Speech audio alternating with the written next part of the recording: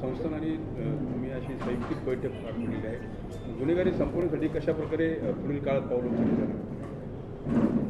नाही, खरं गुन्हेगारीच्या संदर्भामध्ये ग्रामस्थांनी जी चिंता व्यक्त केली त्याबद्दल आता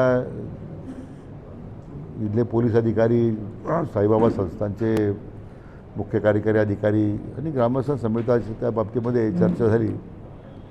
आता काही धोरणात्मक निर्णय आपण केलेले आहेत आणि त्यामध्ये मला वाटतं पुढच्या काही दिवसामध्ये जर तशा पद्धतीची कारवाई जर झाली ठरल्याप्रमाणे तर आपोआप त्याला अटकाव येईल असं मला विश्वास आहे. शेवटी काय की या ठिकाणी येणारा जो भाविक आहे तो ज्या भक्तिभावने येतो त्याबरोबर ज्या अनिष्ट प्रवृत्ती आहेत त्याचासुद्धा शिरकाव होत चाललेला आहे. आणि दुर्दैवानं वाढत्या गुन्हेगारीमुळे एक तर भक्तांना त्रास होतो आणि स्थानिक ग्रामस्थांनाही त्या बाबतीमध्ये त्याच्या त्रासाला सामोरे जावं लागतं. एकूणच आपल्या जिल्ह्यामध्ये मोठ्या प्रमाणामध्ये अंमली पदार्थाविरोधी कारवाई कडक काढण्याच्या सूचना दिलेल्या आहेत आणि जिल्ह्याचे जे पोलीस अधीक्षक आहेत त्या दृष्टीने आता त्यांनी कंबर कसलेली आहे. अंमली पदार्थ मुक्त जिल्हा करण्याबद्दल जे पावलं उचलली त्यामुळे त्याचा परिणाम गुन्हेगारी कमी होण्यामध्ये सुद्धा होईल. मला वाटतं शिर्डीचा तोच भाग आहे की येणाऱ्या आजूबाजूच्या भागातून येणारे जे काही गुन्हेगार आहेत त्यातून ते अंमली पदार्थ तर ते तस्करी करतायत, ते सेवन करतायत. त्यामुळं तो जो उच्छाद त्यांनी मांडलेला आहे विशेष करून रात्रीच्या वेळी त्याच्या संदर्भातसुद्धा आता कडक कारवाई करण्याच्या सूचना दिलेल्या आहेत.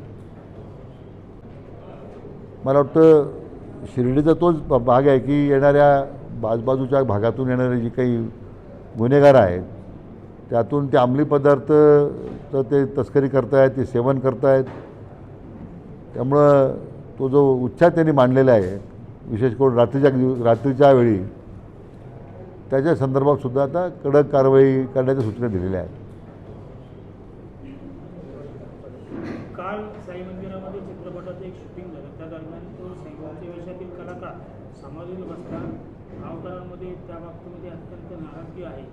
तर या बाबतीमध्ये काय सांगाल तुम्ही, काय कारवाई करणार? नाही, त्या चित्रीकरणाच्या वेळी जे सद्गृहस्थ बाबांच्या समुद्रावर बसले हे तर अतिशय निषेधार्ह गोष्ट आहे. म्हणजे हे साई भक्तांच्या भावनांचा तो एक प्रकारचं अपमान झालेला आहे. मुख्य कार्यकारी अधिकारी महोदयांनी त्या संदर्भात त्यांनीसुद्धा गंभीर दखल घेतलेली आहे. आणि मला वाटतं आता त्या संबंधीमध्ये जे संबंधित लोक ते हजर होते त्यांना शोकॉज देणं, त्याची माहिती घेणं, त्यांना कशा पद्धतीने तो जाऊ शकला त्या संबंधी मंदिराच्या कशा पद्धतीने तो कसा बसला तिथे ते चौकशी होईल. परंतु भविष्यकाळात असे प्रकार होणार नाही याची खबरदारी घेण्याचं आश्वासन आता प्रशासनानं दिलेलं आहे.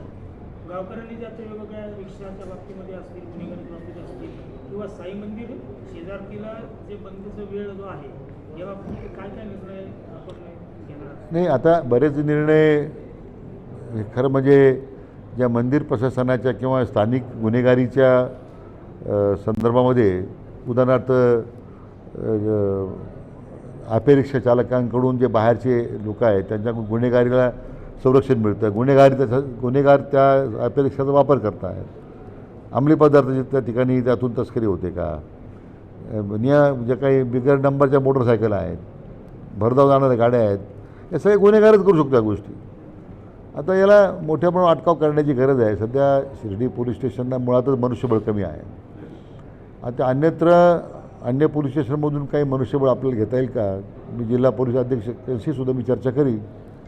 जो आपण 600 अतिरिक्त पोलीस आपल्या अहिल्यानगरला मिळावेत असा प्रस्ताव आपण माननीय मुख्यमंत्री महोदयांच्यासमोर मांडलेला आहे.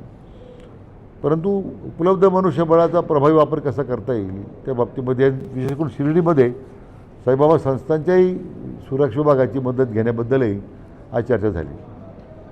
त्यानंतर प्रवेशद्वाराच्या बाहेर पोलीस चौकी आहे आणि त्याच्यापासून 100 फूट अंतरावरती एका महिलेचा खून झाला. आता पोलीस त्या ठिकाणी तात्काळ पोहोचू शकतो. पोलीस चौकीचं काय? नाही, ते पोलीस चौकी खरं म्हणजे यासाठी निर्माण केली होती की येणाऱ्या साई भक्तांना त्या ठिकाणी तातडीने काही काही पिक पॉकेटिंग झालं, स्नेक चॅचिंग झालं, काही त्यांना असं काही सुरक्षेच्या संदर्भात काही तक्रार करायची आहे, तर दुर्दैवानं त्या पोलीस चौकीचा तर काय फार उपयोग होत नाही.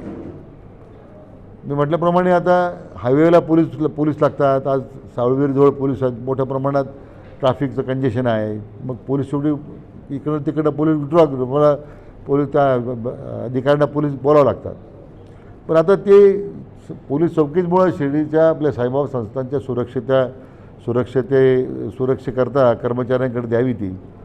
त्यातून साई भक्तांचं त्या ठिकाणी मग आपोआपच संरक्षण होईल. विशेष करून मोठ्या प्रमाणामध्ये नियमबाह्य पद्धतीने साई भक्तांना सोडण्याचा जो प्रकार सुरू झाला किंवा पोलीस असतील, मला आश्चर्य तर वाटलं की महाराष्ट्र सिक्युरिटी फोर्सचे जे कर्मचारी नेमले ते तरी त्यांनासुद्धा ती लागण झालेली आहे नियमबाह्य कर्मचारी सोडण्याची. त्या दोन्ही बाबतीमध्ये थोडं कठोर कारवाईची सूचना आता दिलेल्या आहेत. सगळे CCTV बसवलेले आहेत. सीओना मी सांगितलेलं आहे की आपण याच्यात लक्ष दिलं पाहिजे. केवळ आता एक व्यवस्था निर्माण झाली याचा अर्थ सगळं फुलप्रूफ झालं असं होत नाही.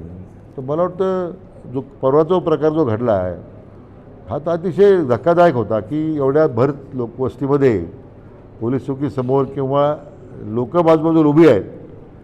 मला वाटतं याच्यामध्ये तर जनतेने सुद्धा संवेदनशीलता ठेवली पाहिजे ना. तर आपण काही नागरिकांनी जर हस्तक्षेप केला असता तरी मला वाटतं त्या मुलीचा त्या ठिकाणी जीव वाचवता आला असता.